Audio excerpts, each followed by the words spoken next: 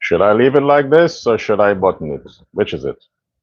Should I just leave it like this? Or should I? What is more uniform?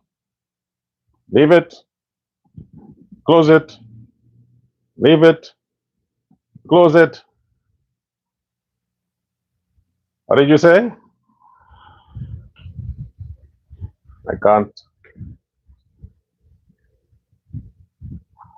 Okay.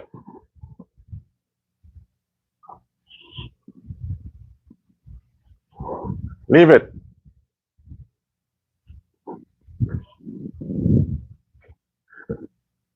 Should I leave it or should I close it? Leave it? Okay. Okay. Fine. I'll leave it. It's not a problem. There we go. I'm just being funny. I usually fix properly. I'm just being funny. Don't worry. I'm being funny. What's up? I'm a funny guy. Anyway, I see my lights seem to be getting, the lighting stuff. Hold a second.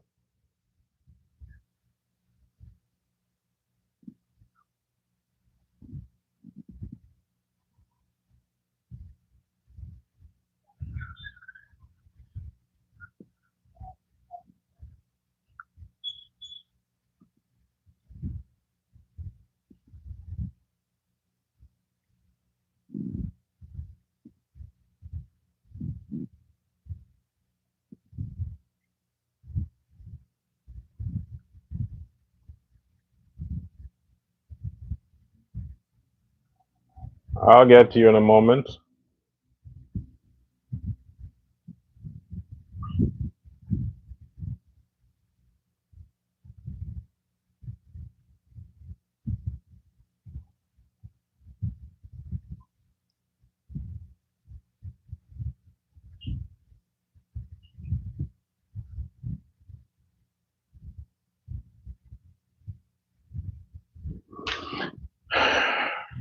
Welcome. This is Dr. Love Prasad Uncensored. Guyana Uncensored. Uncensored Guyana. It's good to be here with you on another day. I must say I have more complaining to do. So if you're tuning in to hear something spicy, then welcome. You have tuned in the right time. I made a note so that I don't miss anything, because usually when I speak from my head, sometimes I miss a few points that I should have brought before. Most of the time, I speak from my head. But today I thought I need to get some of these points over. So I had to make a note of it. To do that, let me start off by saying this. I said before that the People's Progressive Party started as the People's Progressive Party, the PPP. The civic component came into play, was installed after Jadgeo had to campaign again for his elections for the first time after the death of the Demon King. So the civic component became a part of the PPP. Civic simply means the working aspect of the party. It's telling you or telling the constituents, listen, we are a party that works. We are a party that is concerned about development, concerned about progress. So the civic is an all-inclusive word that spells all of that out. If you understand what civic means, then it's easy for a party representative to have to go through all of the semantics and things like that. So PPP civic simply means we are with you, we are for you. That's Jadgeo. Secondly, Jadgeo, as we know historically, started the party by inviting also Forbes Barnum at the time. The idea was to stand in unison against European oppression, against being taken advantage of by the British, the Americans, and these people. That was the whole purpose of Chetty wanted to unite Guyana under the PPP. It's like, hey, we are the two prominent voices that speaks for our people. Let's unite. This is not a two-party thing. This is not a two-race thing. We are Guyanese. We have a similar connection to history. We came under seemingly similar circumstances. While one may have been more brutal than the other, but we were subjected. It is not the Indian fault as to the circumstances under which the Africans came to Guyana. It wasn't, the Indians are not to be blamed for that. The fact that the Indians came as indentured laborers, that is also not their responsibility. They had nothing to do with that. They didn't go to the European and say, hey, I want to go as indentured labor. No. It wasn't like that. The same way the British or the slave masters used the influential ones in Africa to capture the slaves, the same way they use in India the influencers in India at the time to seduce and persuade the laborers to come, showing them a better picture. It's like, hey, this is the land of milk and honey and things like that. You know, kind of trick them into coming as indentured laborers. But when they arrived, then is when they saw it was not what they were promised. Similar circumstances. Like I said, while one may have been extreme, which were the Afro-Guyanese ancestors, the Indo-Guyanese faced almost similar conditions. The intent of Chetty was to say, hey, because we have similar beginnings, we struggle together, let's fight against this system together. Chetty's intention was not to marginalize the Africans at the time and say, hey, I'm going to just go and start the PPP. I'm going to get my brothers and the Indo brothers and say, hey, let's start the PPP and forget about these Negroes. Let them fight for themselves. No. There was nothing about the racial identity from the beginnings of the PPP. Nothing. It was a Guyanese as united one people under the PPP. It was after that method gained grounds, and then the nation start to become stronger, more united. They had a focus, they had a vision, they understood now who was the enemy. They understood who the enemy was, because Chetty and Barnum at the time let the people understand who the real enemy was. So they united. Now, as most stories go, when the master see that, hey, these people united are strong, they can fight against us, they can defeat us, how do we get them confused? The Bible has a similar case where it talks about the Tower of Babel. When the people at the time were building the tower to get to heaven, they wanted to get to where God was. And according to the Bible, God didn't want them to achieve that. So how do you get people to stop progress? Confuse them. Give them different languages that they can't understand each other. So therefore, if they can't understand each other, they can't work together. And if they can't work together, they'll be divided and they will tend to migrate towards the group that sounds like them or look like them. The same strategy the slave masters and to this day they are using. You separate them, you put them against each other, you indoctrinate them against each other, you let both play the victim game, and you get to achieve your objective. That was not Chedi's plan. It was the European, the white man, who used that weapon of division and racism and presented to Barnum, hey, he's your enemy. And by default, if Chedi is your enemy, everybody who looks like Chedi is your enemy. And you need to communicate that message to the people who looks like you, Barnum, to let them know that these people that looks like Chedi are their enemies. And they start to create what you call false flag. False flag. To have situations where after this whole division came and the West were funding both sides, while Chedi was saying, hey, this is not us, let's stand together. The weaker one, which was Barnum, was easily penetrated.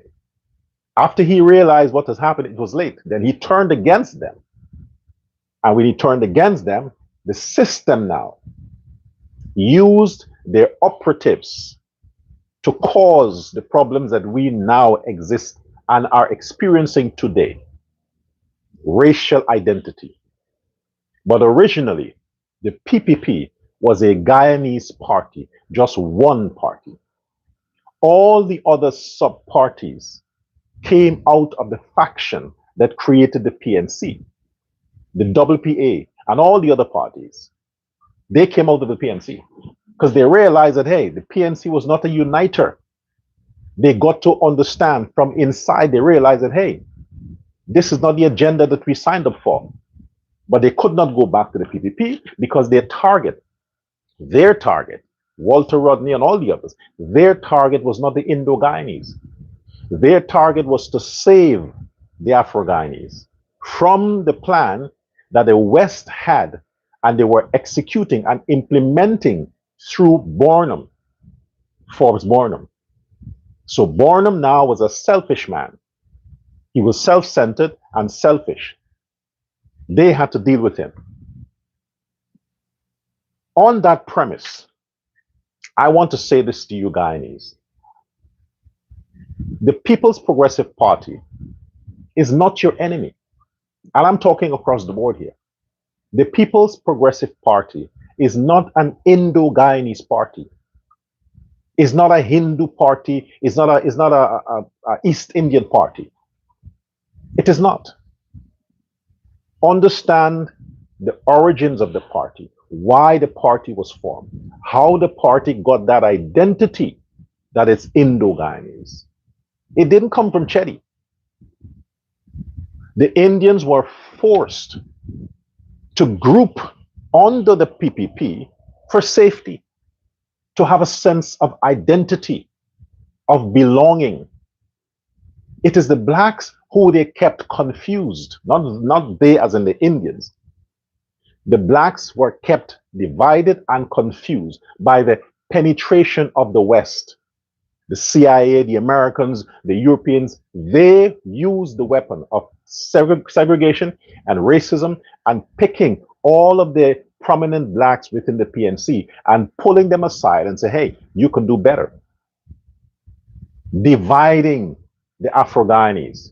It is the PNC who caused the division, who caused all that bitterness, self-hatred that exists within the Afro-Guyanese community. It's the PNC who caused that. It's nothing to do with the PPP.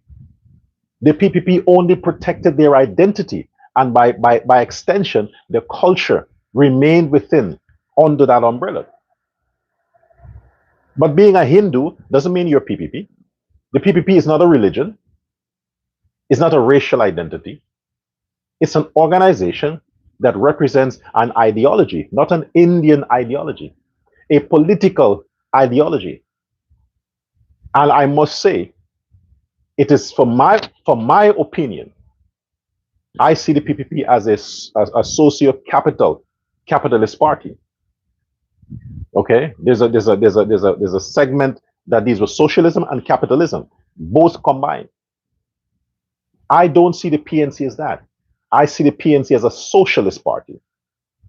And as a result of being a socialist party, it is detrimental to the economy or economics of the country. To be socialist, you have to have resources and you have to know how to manage that resource.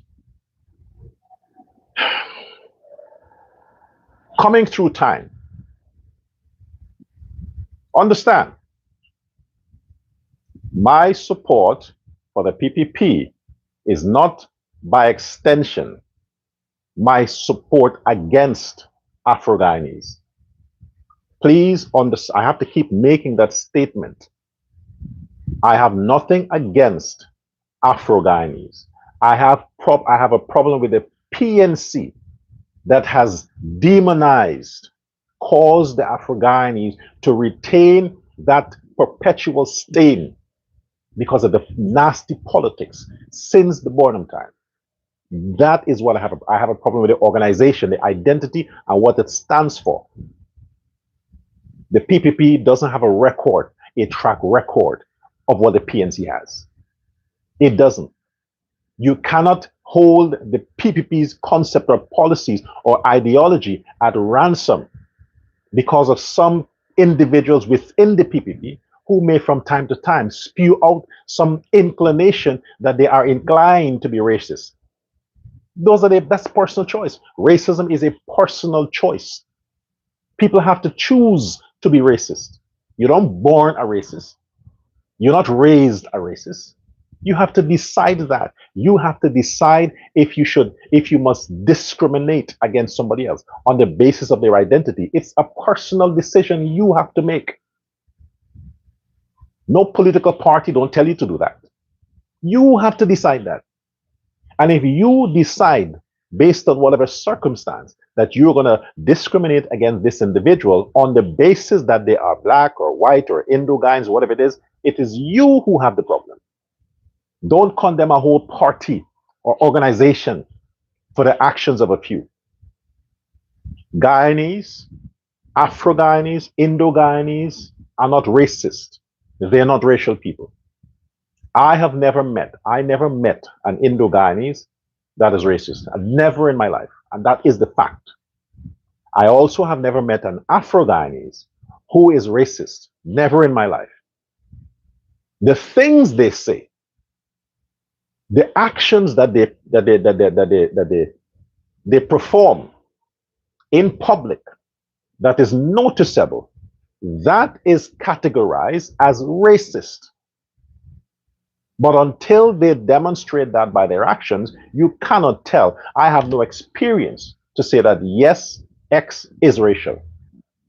The things that I've seen over the past few months that came out of the Afro-Guyanese camp, individuals, yes, that is classified as racist. Their rhetoric, the things they say, yes. But that's that individual. The whole Afro-Guyanese community doesn't endorse that individual's actions.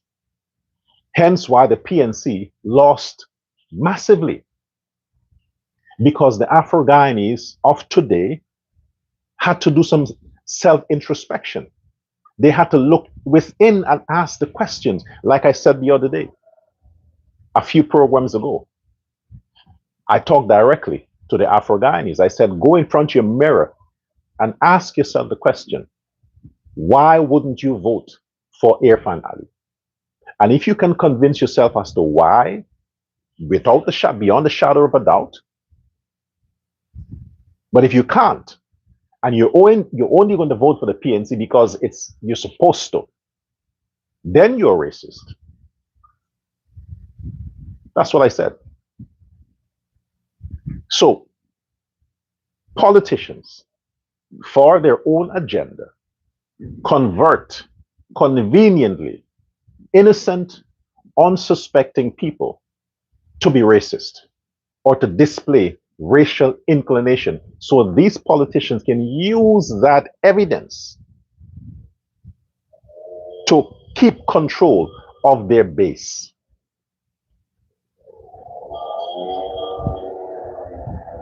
The men who fooled Guyana. That's what I captioned today. The men who fooled Guyana. Folks, grab this. Vice President, no, forget Vice President. I'll address these men by their actual names, not their office. Jadgeo and Irfan Ali owns, as in they are the proper copyright owner or the property owner of the politics in Guyana right now. Guyanese politics, Guyana politics is owned by Jadgeo and Irfan Ali. You have the CEO and the general manager. The CEO for Guyana's politics is Jadgeo. The general manager right now is Irfan Ali of politics in Guyana.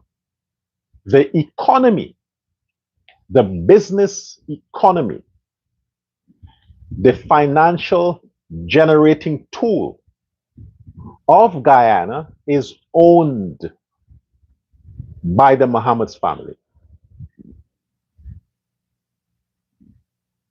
The Mohammed's family, Nazar Mohammed and his son, Azruddin Mohammed, those two men owns the Guyanese economy. Okay? They own it. So we have the man who owns the politics, and we have the man who owns the economy of Guyana. For the economy to thrive,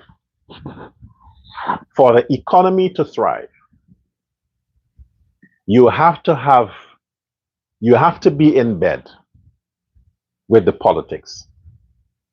For the politics to be successful, you have to be in bed with the economy. Business and politics must go together. They cannot be separated. Business and politics, they have to go together. They are not husband and wife. They are not brothers and sisters. They are partners. They are equals. They cannot exist without the other one. Politics cannot exist without business, and business cannot exist without politics.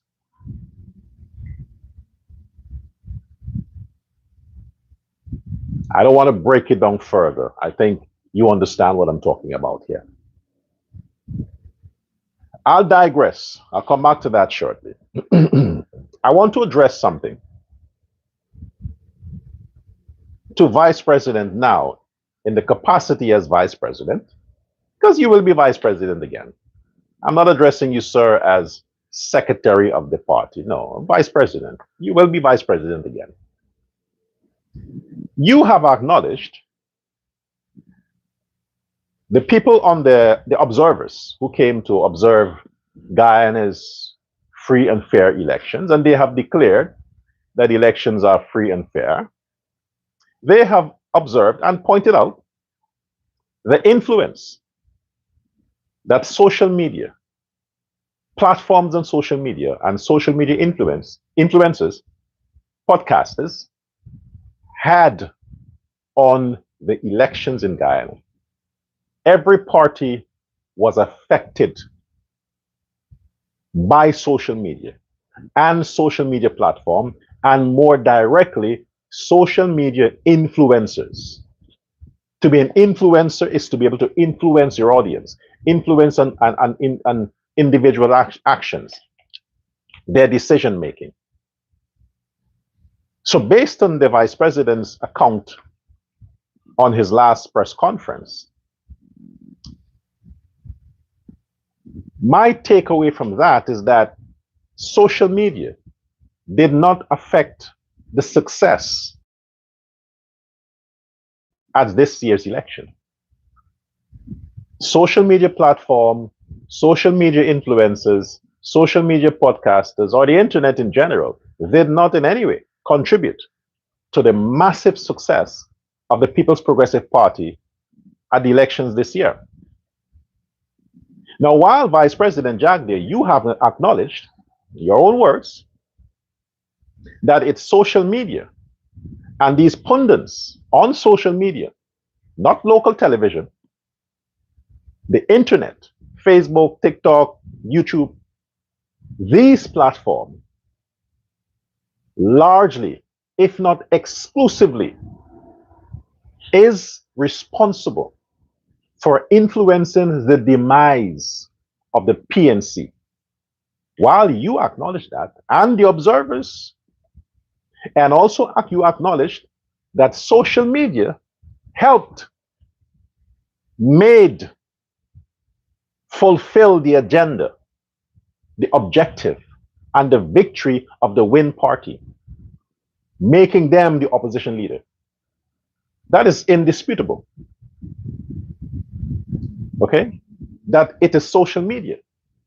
It is influencers, pundits, podcasters who made Azruddin Mohammed famous, who made his party famous, and who made his party secured such massive voter counts. Everybody knows social media did that. And social media, people, human beings, not bots, human beings, influencers. Yes, they paid a lot of money. They used the weapon of money. But of course, you can't get people to use their talent and their platform for free. I mean, Azruddin is a billionaire.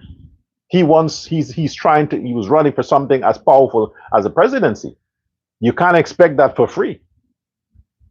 You need to pay people, invest massively for people to put their associate their name with you for you to achieve that objective. So yes, my point is, you acknowledge that social media made that possible. Influencers made that possible. Influencers built Win and broke the PNC. Influencers also destroyed AFC, destroyed any chances of Forward Guyana, any chances of this other person, Simona Brooms, from influencers did it. Social media platform did it, except for the PPP. Your acknowledgement is that it's the people who went out on the ground in Guyana to wherever, talk to whoever, they're the ones who all the credit belongs to. Nothing to do with influencers, nothing to do with people on it, nothing to do with anybody else but that group. I mean, the cooks who cook for the agents, those people.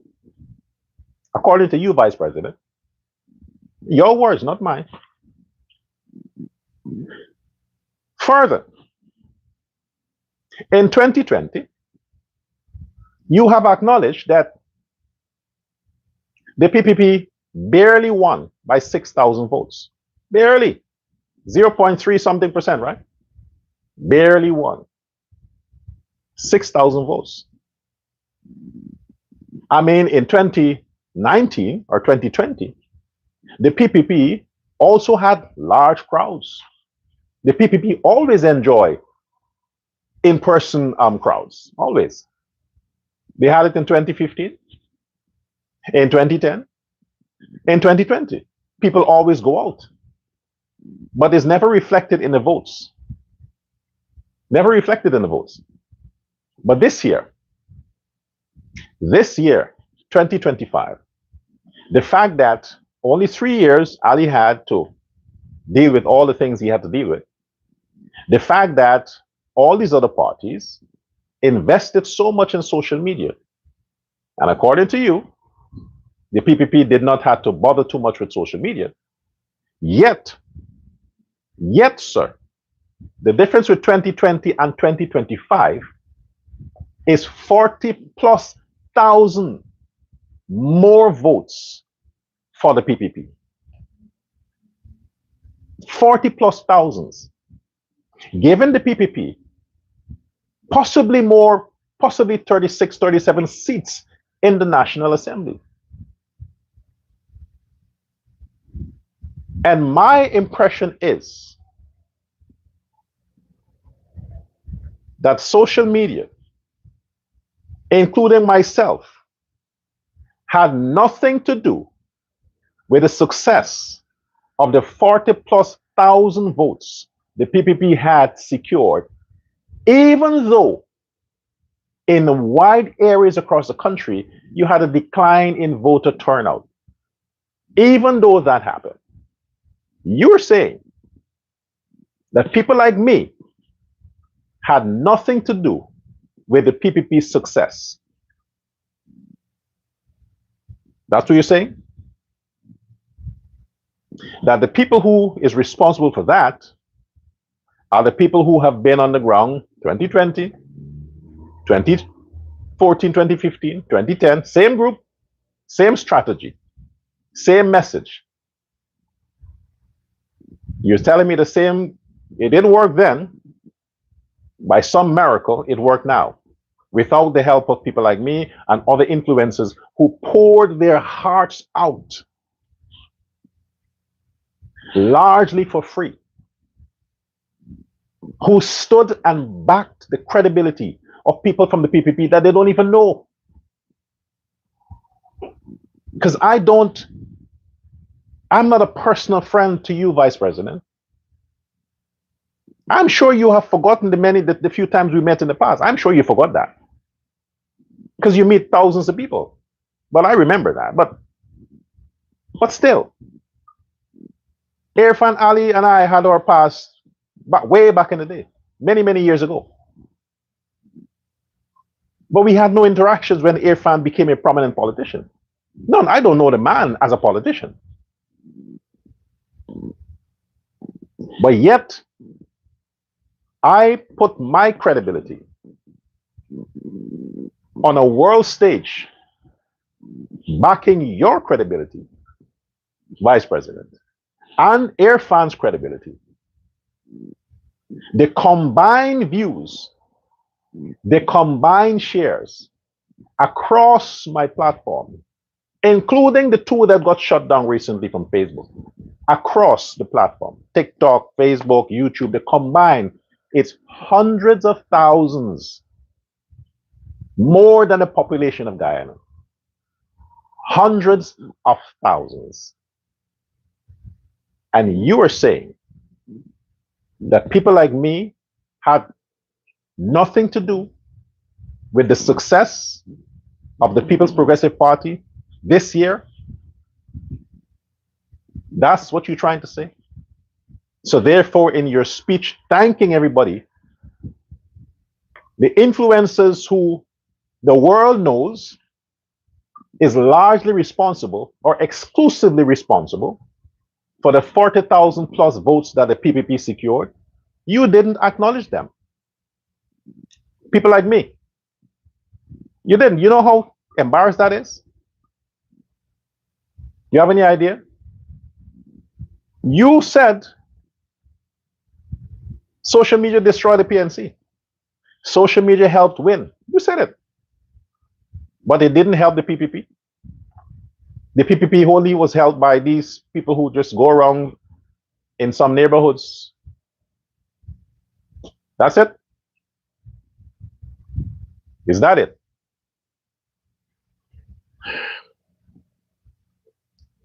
I wasn't expecting anything. I wasn't. I said before, my loyalty is not to you, Jadgeo, or Irfan Ali. My loyalty is to Jadgeo. I don't have to be a subscriber to the PPP to honor Jadgeo. I don't. I can take the values of the PPP to another party. I can carry the values there. I can change the PNC from within with the values of Jadgeo. That's how you change. I don't have to be a subscriber or publicly using my platform. The PPP has people to do that. So, thank you for your statement that people like me had nothing to do. I mean, you didn't call my name, it's obvious. I'm sure if people confront you, I don't know who Dr. Prasad is. Who's that guy? Oh, yeah, I'm sure. I'm sure. But it doesn't matter. I just wanted to make a note of that. So, let's see how influential social media can be. Let's see, let's put it to the test. Now, to my Indo brothers and sisters, East Indian, as you know, I represent law and order. I hate violence. I hate crime. I hate robbery. I hate murder. I hate violence in every kind. I hate violence against women. I hate violence against children. I hate violence against animals. I hate violence against property. I hate it. I don't need to be a PPP to hate it. As a person, I hate it. The reason I keep repeating, because Jadgeo is a legend, is a man of peace, of harmony, of prosperity. I can only identify with him. History taught me that Burnham represented evil. And out of my good conscience, I can't support the PNC under the circumstances that they are.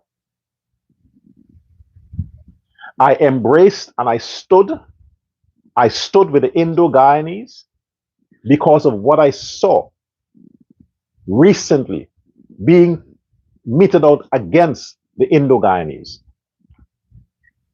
The politicians of the PNC used the vulnerable blacks to execute these violence only to strengthen, they think, to strengthen their party, and using that point that, hey, we as blacks, we need to stand together. All this violence that you see from time to time surfaces, it is politicians using it as a weapon to hold their voters. I believe that it's not that the PPP, again, don't let me use a party, it's not that some elements in the PPP or the government, the PPP government, don't want to solve crime. They have all the tools to do it. I believe that to some extent, crime works for them. I believe it works for them in that the more crime is committed against the Indo-Guyanese, it's the closer the Indo-Guyanese runs to the PPP to shelter security.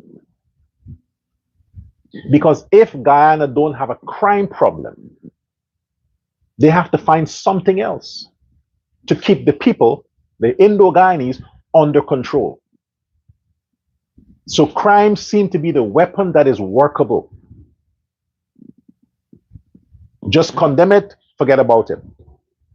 And if there is no crime, use whatever you can to ignite it. Even if it's a false flag, even if you have to get some black dogs somewhere, say, hey, come, go and terrorize some Indo-Guyanese. Even if that's what you have to do, just to create the idea or the narrative that, oh my gosh, these blacks are racist, they're affecting the Indo-Guyanese. It could very well be PPP politicians who are doing it to get the Indo-Guyanese to suck up under them. to say, hey, we're the only ones that can protect you. You see, don't go with these blacks. Don't go with the PNC. Don't go with this because why? Look at what they're doing to you. It could very well be that the crime that are occasional in Guyana are funded by evil people in the PPP in order to keep control over the Indo-Guyanese. It can also be that the blacks, the Afro-Guyanese community, these racism that they're complaining about, it could very well be that it's the black politicians who are causing or creating the conditions where the blacks feel marginalized, where they feel as though the Indo are racist against them. So the politicians can use that to say, you see, this is why we have to stick together as PNC, because you see, the Indians don't like you. We're the only ones that like you. All of that could be false. All of that could be false. That these two groups want to maintain power. So they use their people against each other. When they sit back and they smile, the weapon always worked. You understand the point I'm trying to make here? Because what I saw recently, in no way, there is no way that all the things that were peddled before, all the things that came out before about how racial, violent, and all these things, the section of the Afro-Guyanese is the ghetto. There is no way that these things can have bearing in reality. And I demonstrated why.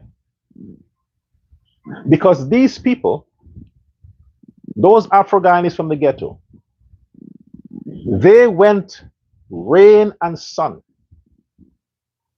They turned against their own leaders. They delete their own membership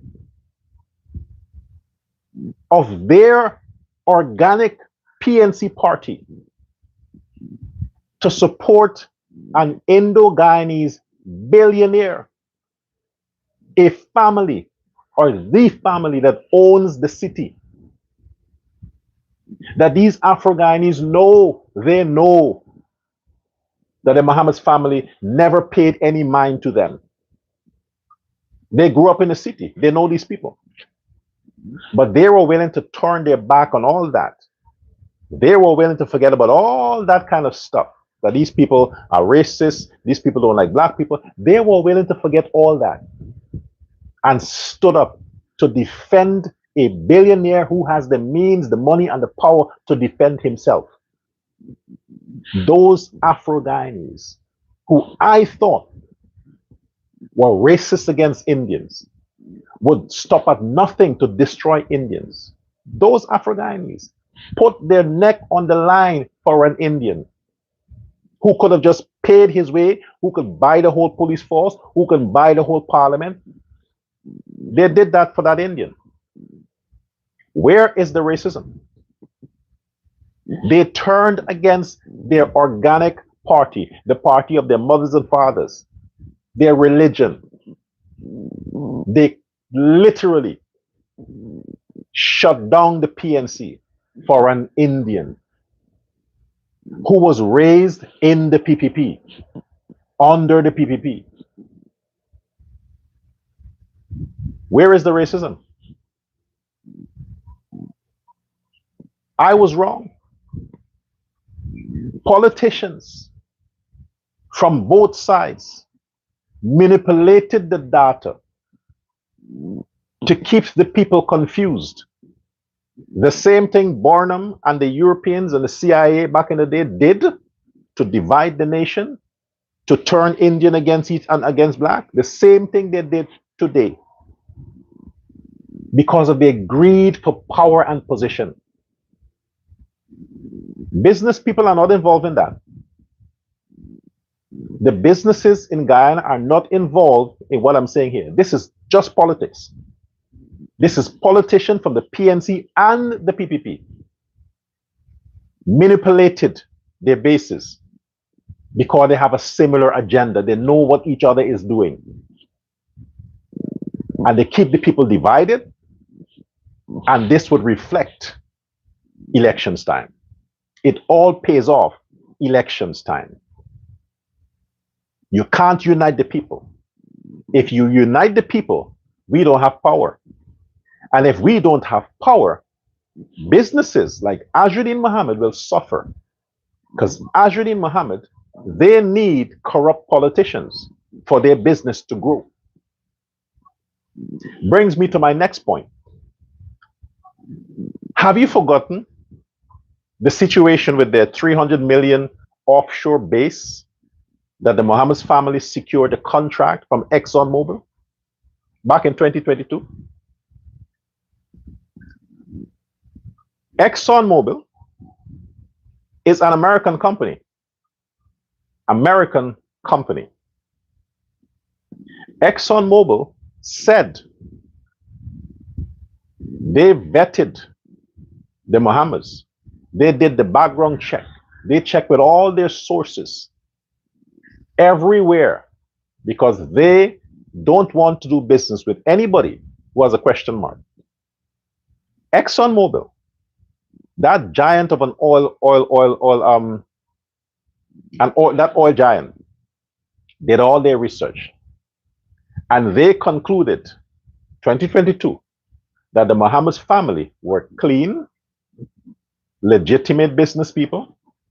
All the licenses are correct. All the taxes are filed. Exxon said it.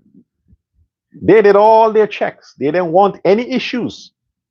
That's an American firm. They went ahead and they signed the contract with the Mohammed's family. The two firms, Hadith's World and N something. No, Hadith's World is Nazar Mohammed. The other one is Azruddin Mohammed. Clever business people. Anyway, ExxonMobil entered the deal. During the process of that, of course, you know, Reuters, everybody will like be published. Hey, this deal, because Guyana became a world stage, and everybody was interested in what's happening, who gets what deals goes where. For some reason, the American government, under the Democrats, didn't want this to go through. For some reason. And they contacted whoever and said, hey, these people are under investigation. You should not do business with them. For whatever reason. So while Exxon said, no, we already did our research, we decide. The only thing that was left to stop an American company from doing business with a foreign entity was sanctions. The Americans had to sanction the Mohammeds. And by virtue of the sanction, ExxonMobil and whoever else that were American firms had to comply, because that's now is a legal process. Exxon can lose their license. On that ground, they disassociate themselves. And by virtue, Nazar Mohammed had to step out of the firm or the company and his son. But the deal still went through with the other companies that indirectly the Mohammed's family still controls. That's the business side of things. The politics come in now that the father, who is clever, say, okay, we'll teach them a lesson. The whole idea of getting into politics, it was not Azruddin. Whoever is in the camp, politicians, business people, whoever it is, because this is a large family. The Mohammed's family is a massive, massive organization, not family members, organization. It stretches across the globe. It's not based in Guyana only. Europe, North America, Latin America. They're huge. At the center of all the players is their paycheck, is their profit. How do you put pressure on the system so that the system now bows to you? How do you put pressure? Politics. Politics is the game. Look at America. What is causing the rift, the uproar with the oil? Install somebody who you have on your side. Donald Trump. Look what's happening around the world as it regards to oil. The Trump administration are business people. Business people. He got involved because, hey, I'm a businessman. I have to use politics to get what I need. Now we have Guyana. Azruddin Mohammed and his father, well, we are businessmen. We have to get politics to get what we need. And because these people are in business for decades and decades, even before Vice President Jadgeo became Minister of Finance, long before that, don't you think that they would have been able to influence everybody from the beginning? Don't you think so? Is it unnatural that in the whole process, with all these talking and sanction this and sanction this and talking and so on, there was no real effort by the state to do anything about the Mohammed's family? Or leave it to the law, or leave it to the law, or leave it to this? Isn't it a questionable thing as to why? The PNC didn't criticize. The opposition parties didn't criticize. The only thing that the government, Vice President Jadgeo and Ali, dwell on is the sanction. What if there were no sanctions? Then what would you have to go on to criticize these people? What? Because the sanction is a known thing. That's what you use to criticize these Mohammed family. Now, I want to share something of real importance here. And I also want to say this. Oh, by the way, why didn't any of you tell me that Azruddin Mohammed has a master's degree in business? Why didn't anybody tell me that? I'm calling the man stupid. I'm saying he's illiterate, and there it is. The man has an MBA, a business degree. Azruddin Mohammed. Yes, I've learned that Azruddin Mohammed has a business degree. Well, I don't know from which university. I think maybe the University of Guyana, I think. But anyway, why did you heard nothing about it on the campaign trail? You hear the guy's a school dropout, the guy this, the guy that, and what do you know? He's not as dumb as I thought. He has a business degree. Yes, back to the point. So we have a situation here where the richest family, who practically owns most of the land in Guyana, who owns most of the gold concession in Guyana, who by largely will control, in the coming future, will control most of the local investment in the oil sector. Now the son is the opposition leader. Why would somebody wants to be having all of this? You practically own the country. What does politics got to do with that? What can you earn through politics that you haven't already have? You own all the money. You have all the money. What politics can help you with now? You know you couldn't be president. That wasn't possible. So what's the point? Being opposition leader, it still don't get you anywhere. I mean, the salary is ridiculous. You have no real power. The objective was not that. Now, this is for the Afro-Guyanese. You lovely folks, you folks that easily trust anyone, you give your heart to anyone, you stand by anyone, you are ready to protect even criminals. You would vouch for anyone without even getting to know them properly. That's how unsuspecting and vulnerable and trustworthy you are. This is for you.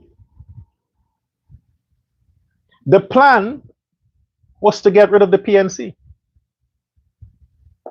That was the plan all along, was to replace the PNC.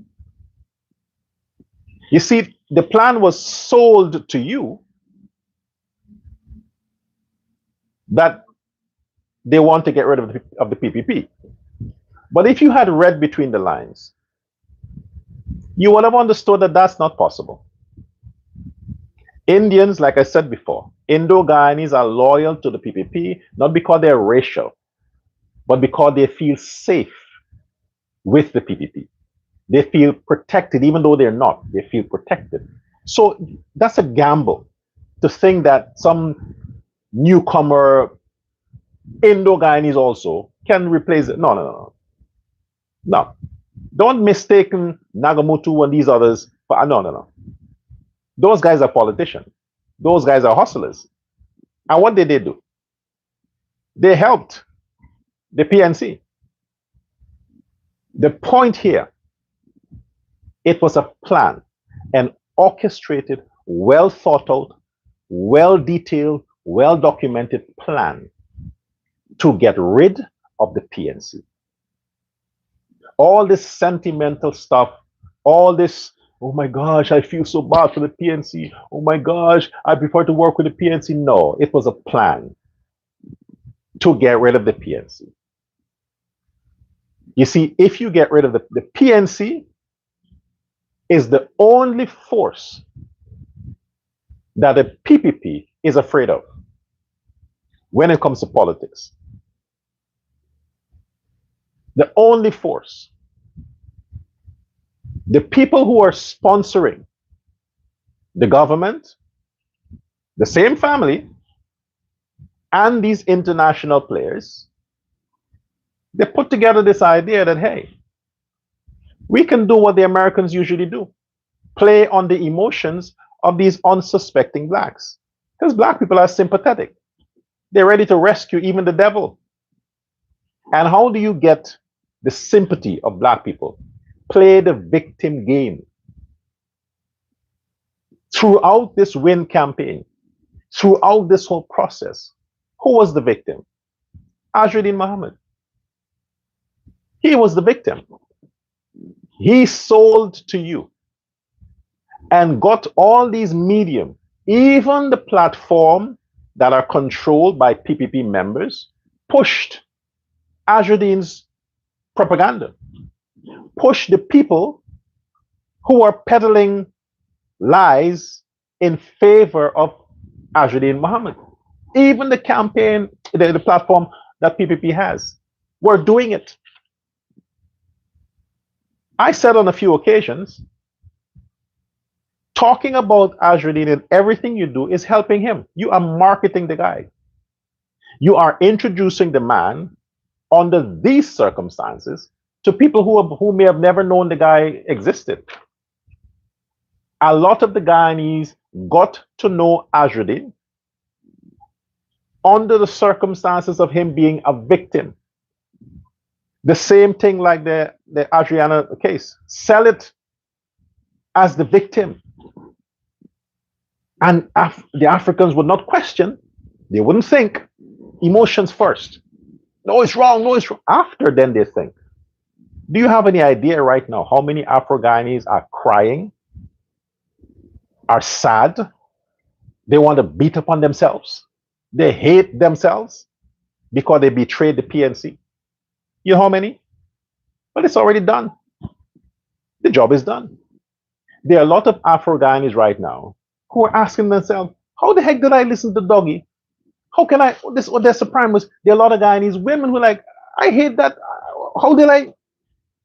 Emotions. That is the weapon they used to get you, the Afro-Guyanese, to be in sympathy with Azruddin Mohammed, while at the same time hating the PPP, that is not a party that represents Indo-Guyanese. You hated the PPP, you took your attention away from the PNC, and you gave your sympathy to Win. You went into the voting booth with sympathy for Azruddin Mohammed. You didn't use your logic. You didn't think. You didn't understand that there is no way Azruddin Mohammed will secure votes to be president. Therefore, he can do nothing for you. Nothing. He can't raise your salary. He can't give you free houses. And all the promises he made, he can do nothing for you.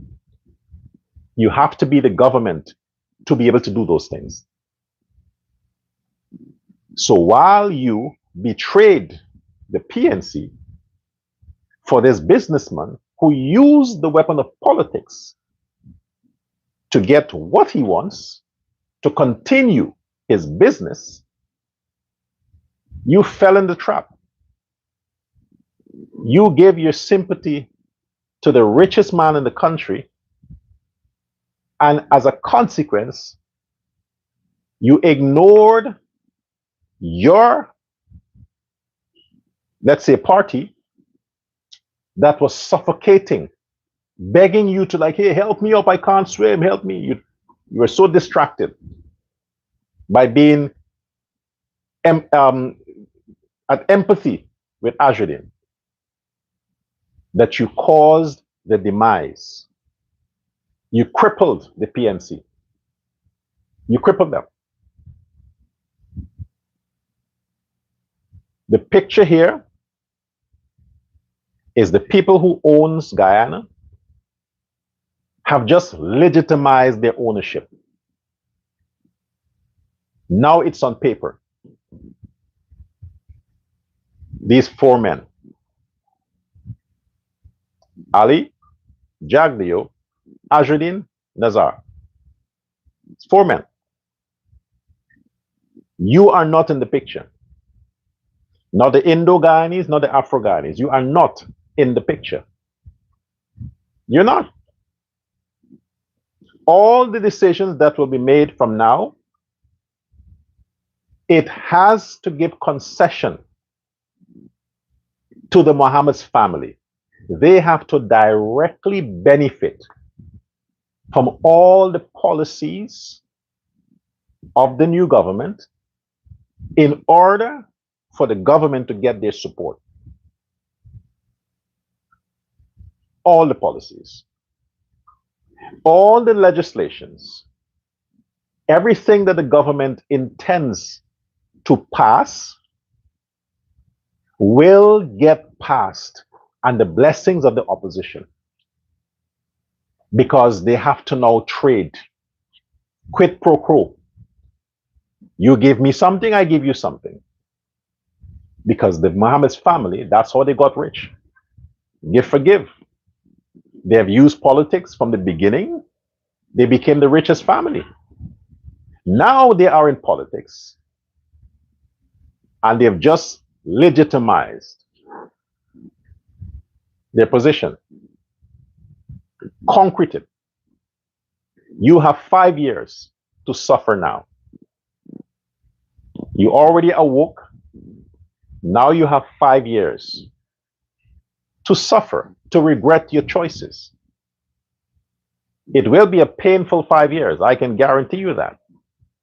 It will be a painful 5 years. For those people who may not have joined me from the beginning, I said my position is not against Indo-Guyanese or the legacy of Jadgeo. My position is the bad politics that causes businesses to thrive and politicians to hold on to power. That is what I'm against now. I will always be on the side of good, law and order, and I will be a voice. And if I have the opportunity to serve, it will be in the interest of the decent people of Guyana, Indo-Guyanese, Afro-Guyanese. As long as you are for law and order, I'm with you. I will stand by you, support you, as long as you are for law and order. And no, I'm not going to be Home Affairs Minister under the PPP. I know that for sure now. I wouldn't. There are too many hustlers there who wants that paycheck. Too many. I've realized that I'm the outsider. That was delusional to think that I'm an insider. I'm the outsider. So no, I wouldn't be. Would I be it under the PNC? If I'm the leader of the PNC, yes. I wouldn't be president. I don't want to be president. But maybe yes. Now you have an opportunity, Afro-Guyanese, to save what is left of the PNC. You have an opportunity to rid the PNC of all of the bad taste. You need to rid the people who are perpetuating that narrative. Because the Afro-Guyanese who have supported the PNC over the years, they are not racial. They are not criminals. Somehow they attract, I don't know how they get these thugs. But somehow they're always there. They're easy to find. So it's like you cannot label the whole party because of the actions of a few. The Indians want to be safe. They want the opportunity to feel secure. And you Afro-Guyanese, if you have the opportunity, report on crime, sell out the criminals, snitch on them, gain the trust of your Indo-Guyanese brothers and sisters, gain their trust again. When you can gain their trust, when you stand with them against crime, stand with them against punishment from politicians, when you stand with them, when you are vigilant enough to know when politicians are using people to be against each other, when you are vigilant enough to do that, and you stand collectively, you can rid both parties of the stain and the bad elements that are continuing to use the people so that they can keep getting their paycheck. You don't want business to run politics, and you don't want politics to run business. They should be separated. They must be separated. And for them to be separated, you, the Guyanese, have to stand up. You first, now you have to regret. You have to regret, both Indo-Guyanese and Afro-Guyanese who voted for Win, you have to regret that decision. Because I'm telling you, you are not in the picture now. You will not benefit from the spoils of the Win party. They cannot affect your life. In 2029, they will come back with a different message and say, you see, we tried, but for us to really do something, you have to make us president. Always happens. The best opposition party, the strongest opposition party is the PNC. You have to rebuild the PNC. You have to. I know it wouldn't happen with Aubrey Norton. It wouldn't happen with Aubrey Norton. You need a woman. You need a woman to head the PNC. These three people, Joretta Fernandez, what's the other guy's name? Aubrey Norton and Manny Paul. They're the destruction of the PNC. Nobody wants to see your faces plastered as the leadership of the PNC. That is the worst images. That is why people are turned off. Imagine that was circulating around social media, circulating, and people were just whistling it away.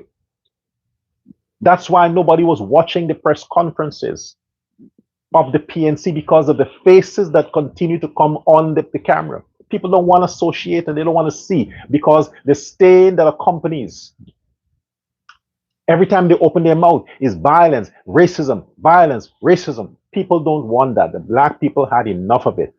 They had enough of their sons dying, their daughters dying, their future is destroyed. They had enough of it. And this is what happens as a consequence. The plan was to get rid of the PNC.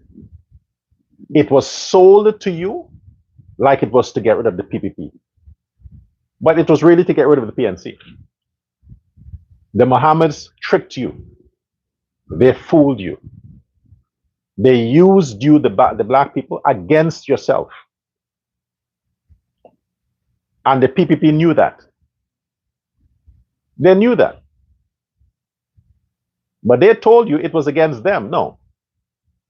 They knew the plan was to get rid of the PNC, because it will be easier to work with people you can control. You have something against them. You have something hanging over their heads. You can get things done faster with an opposition that you can control. They could not control the PNC.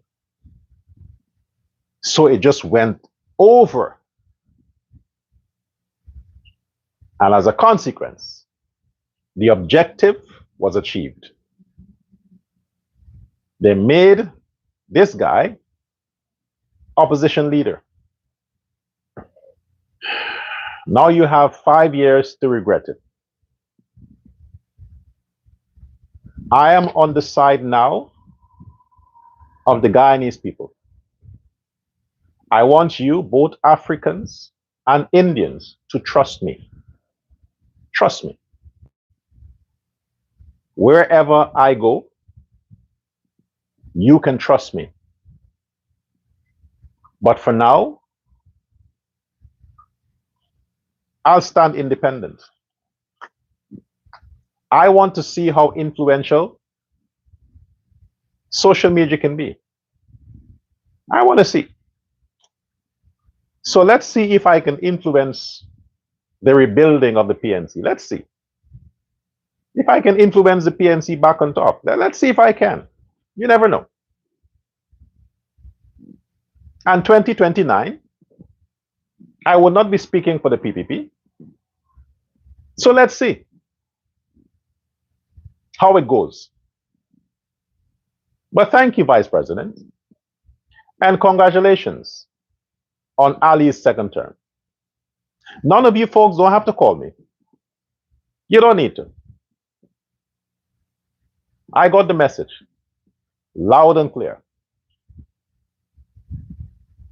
I stand with the decent folks of Guyana, Indo and Afro-Guyanese.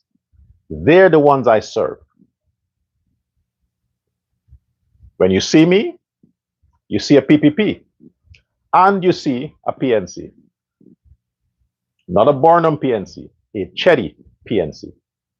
I can take the values of the PPP into the PNC because I'm serving the Guyanese people. I want the Indians to be safe.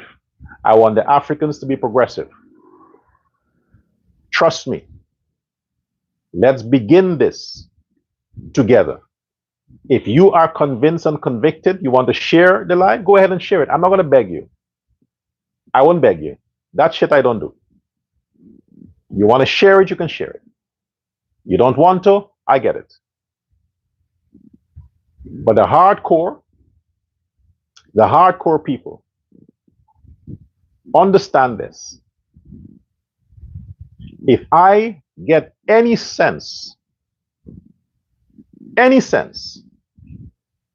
of racism from any Afro-Guyanese or Indo-Guyanese, any sense, any indication, The only thing I can do right now is block you. I can't do anything else. So I advise you to use your comprehensive skills. If you don't understand what this is about, look at it again from the beginning. Think. Don't react to emotions based on how you feel at the moment. Think about what I'm saying.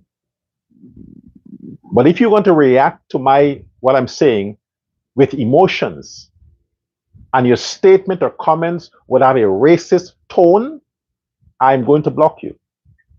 That's all I can do right now. But I'm telling you, I am the last person on platforms that any Indo-Guyanese can point a finger to call racial. The last person. I am the last person on this platform that any Afro-Guyanese can point a finger and say, I don't want what's best for the Africans. The last person. So if you have any issues, pick another target. I'm not your guy. I'm calling a spade a spade. That's what I'm doing. Until next time. I would not be one of the men who will fool Guyana or Guyanese. I wouldn't do that. I am too noble to be so deceptive. And I'm not a politician. You know, politicians, they do that kind of stuff. I'm too loving. Remember, my name is Dr. Love Prasad. Prasad means precious gift. Your precious gift. I'm here to be precious to you. Until next time.